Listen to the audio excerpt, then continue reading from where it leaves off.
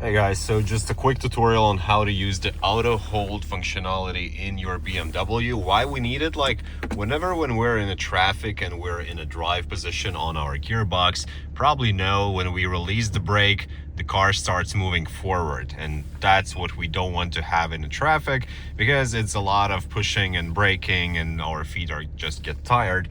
So instead what we can do is turn on auto hold feature. It's also going to show here in the display that auto hold is in use, and then every time when we have the gearbox still in the drive position, we drive forward and then we stop next to the car with the brakes. We can release the brake and we can see the green parking light comes on, which means that we release the brake, we don't hold anything on the pedals, and the gearbox is still in the drive, but the car won't move.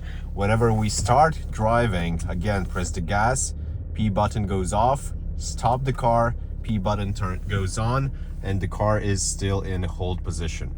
Whenever you are past the traffic and you want to remove this, disable this functionality, just go back to the button and disable the auto hold button.